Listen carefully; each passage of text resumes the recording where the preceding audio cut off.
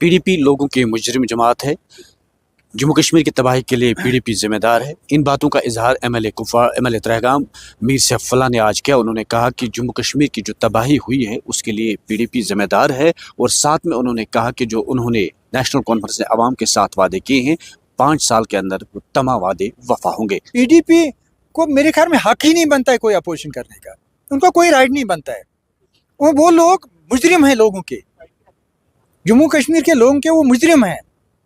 उनको एहसास होना चाहिए अपनी गलतियों का। बीजेपी ने जो पॉलिसी यहाँ इख्तियार की हुई है, तो लोगों को तंग करने की, परेशान करने की, जो बिल्डोजर चलाने की, लोगों के घर ढहाने की, जो लोगों के घर वो उड़ाते हैं, डिमोलिश करते हैं, उस चीज़ से उनको बाज आना चाहिए, बाज आना चाहिए। नहीं तो लोग फिर जब लोग सामने आते हैं फिर उनको कोई, उनके पास कोई जवाब नहीं होगा। नो, उसको वो अपने आप को फिर बचा पाएंगे। फिर आमतौर पर यहाँ पर शिकायत लोग कह रहे हैं कि जिस तरह नेशनल कॉन्फ्रेंस को एक बड़ा मैंडेट मिला है इस बार, लेकिन डेवलपमेंट साइड में लोग कह रहे हैं कि कम हो रहा है, या बिजली जो फीस वो बढ़ाया जा रहा है। पीडीपी कह रहे हैं कि नेशनल कॉन्फ्रेंस नाकाम हो चुकी है। आप क्या कहें? देखिए, मैं एक बात पीडीपी को बोलना चाहूँगा, कोई उस शख्स को नाकाम बताए जो कामयाब रहा होगा। पीडीपी वो जमात है जिसकी नाकामियां ही नाकामियां हैं। पीडीपी के इतनी नाकामियां हैं, और इस वक्त जो हम भुगत रहे हैं वो पीडीपी की वजह से भुगत रहे हैं। यहाँ पे जो इस वक्त बीजेपी ने जो बर्बादी की है रियासत जम्मू कश्मीर की, वो पीडीपी की वजह से है। अगर पीडीपी ने बीजेपी के साथ अलायंस नहीं किया होता, गवर्नमेंट नहीं बनाई होती, तो शायद आज जो देख रहे हैं हम, ये नहीं होता। हमारा सब कुछ छिन गया यहाँ से। 300 स्पेशल स्टेटस ख़त्म हुआ, हमारा 370 ख़त्म हुआ, 35A ख़त्म हुआ। हमारा जो स्टेट जो है डिवीज़न, इसका 2 हिस्सों में तकसीम हो गई। डाउनग्रेड हमारी स्टेट हुई, यूटी बना। हमारा आइन हमसे लिया गया। हमारा अपना स्टेट प्लान जो फ्लैग था वो हमसे छना। जो कुछ भी हमारे था वो हमसे छन गया है, और पीडीपी की वजह से। अगर पीडीपी ने बीजेपी के साथ हाथ नहीं मिलाया होता, शायद आज ये दिन हमें देखने नहीं पड़ते। मैं कहता हूँ इस वक्त जो काम हो रहा है, उमर अब्दुल्ला साहब बहुत अच्छा काम कर रहे हैं। बिजली फीस की आप बात कर रहे हैं, ये शूशा पीडीपी ने बनाया कि बिजली फीस बढ़ रहा है, इसमें फीस बढ़ रहा है। उसने खुद उसकी तरदीद की, उसने कहा ये झूठ बोल रहे हैं लोग कि बिजली फीस बढ़ रहा है, और कोई उसमें कोई बिजली फीस में कोई हाइक नहीं हुई। वो तो उमर अब्दुल्ला साहब ने खुद बताया। इसी तरह से ये गलत कह रहे हैं। मुझे लगता है जो हमारा इलेक्शन एजेंडा रहा है, हमारी गवर्नमेंट उस इलेक्शन एजेंडे पर काम कर रही है बाज़ाब्ता तौर। मैं आपको मिसाल के तौर पे कहूँ, देखिए, हमने वादा किया था फ्री बसेस लेडीज़ के लिए। आप देख रहे हैं पूरे JNK में घूम रहे हैं वो बसेस, फ्री बसेस लेडीज़, और लेडीज़ उसमें चलती हैं, जहाँ मर्जी वहाँ जाते हैं। हमने ये कहा था AOY के लिए हम फ्री राशन देंगे, 10 किलो दे रहे हैं, हम ये भी दे रहे हैं। हमने सोशल वेलफेयर में हमने कहा था कि जो ओल्ड एज पेंशन है या बाकी जो वो पेंशन है उसको हम बढ़ोतरी करेंगे, उसके बढ़ा देंगे। वो बढ़ाया हमने, और लोग ले रहे हैं आज उसको, वो भी हो रहा है। मतलब आहिस्ता आहिस्ता से एक एक काम हो रहा है। अब बहुत कम रह गया, हमारा बहुत कम रह गया। अब गैस सिलेंडर की बात है, जो नाच रहे हैं, घूम रहे हैं, बोल रहे हैं नहीं हो रहा है, वो भी होगा। और जिस दिन वो होगा उस दिन वो पछताएंगे। फिर हमने ये जो वादा किया है, बाकी जो हमने बिजली फीस का वो 200 यूनिट्स का वादा किया है, उस पर भी काम चल रहा है। गवर्नमेंट उस पर काम कर रहा है, और एक वक्त आएगा, बहुत जल्द वक्त आएगा जब लोगों को 200 यूनिट फ्री मिलेगा।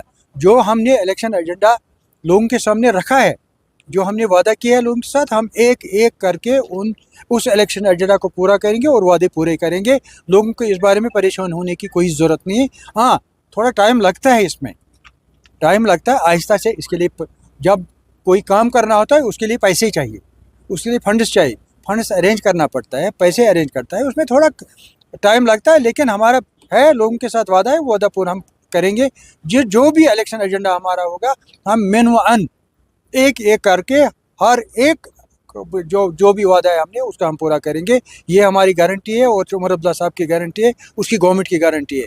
बाकी जो पीडीपी को मेरे ख्याल में हक ही नहीं बनता है कोई अपोजिशन करने का, उनका कोई राइट नहीं बनता है।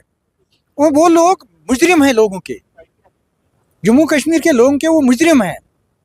उनको एहसास होना चाहिए अपनी गलतियों का, उनको एहसास होना चाहिए। वो बड़गाम के लिए नाच रहे हैं, वो बड़गाम लोगों ने नहीं जीता है। उनको एहसास होना चाहिए, वो बड़गाम के लिए नाच रहे हैं, वो बड़गाम लोगों ने नहीं जीता है। उनको गलतफहमी है बडगाम की सीट उन लोगों ने जीती है। वो सब लोग एक साथ मिले हैं तब जाके उनको, और हमारी मैनेजमेंट में थोड़ी कमज़ोरी रही, हम लेट आ गए फील्ड में। अगर 10 दिन पहले हम आते फील्ड में बडगाम में तो हम 10,000 वोटों से हमने जीती होती वो सीट। पीडीपी की तो वहाँ तो कोई औकात ही नहीं थी उसकी। वो पीडीपी भूल जाए, वो बडगाम की सीट वो उनकी नहीं है, उन्होंने नहीं ली है। वो कुछ एजेंसीज और कुछ पार्टीज एक साथ मिले हैं, उन्होंने बर वक्त काम किया है वहाँ पे, जिस वजह से शायद वो पीडीपी की सीट हमारे हाथ में नहीं रही। अगर हम 10 दिन 15 दिन पहले फील्ड में आए होते तो बात ही नहीं थी उनकी। पीडीपी कहाँ की बात है, किसकी बात कर रहे हैं आप? और उनको चाहिए वो पहले अपनी गलतियों के बारे में सोचे। वो पहले ये सोचें कि हमने लोगों के साथ जो धोखा किया है, दगा किया है, जो लोगों को तकलीफ पहुंचाए, उसके लिए उनको लोगों से माफ़ी मांगना चाहिए पीडीपी को। ये मैं आपको कहना। और दूसरी बात मैं ये कहूँगा कि बीजेपी ने जो पॉलिसी यहाँ इख्तियार की हुई है, तो लोगों को तंग करने की, परेशान करने की, जो बिल्डोज़र चलाने की, लोगों के घर ढहाने की, जो लोगों के घर वो उड़ाते हैं, डिमोलिश करते हैं, उस चीज़ से उनको बाज आना चाहिए। नहीं तो लोग फिर जब लोग सामने आते हैं फिर उनके पास कोई जवाब नहीं होगा, उसको वो अपने आप को फिर बचा पाएंगे। फिर बाहर कुछ लोगों को सताया जा रहा है, लोग कह रहे हैं कि उस पर आप सरकार से बात उठाएंगे? बिल्कुल, मैंने पिछली बार भी एक स्टेटमेंट दिया और हमारे बहुत सारे एमएलएज ने भी दिया, इवन चीफ मिनिस्टर साहब ने, जो हमने परसों वर्किंग कमेटी मीटिंग की, पार्टी की वर्किंग कमेटी, वहाँ भी हमने रेजोल्यूशन पास की।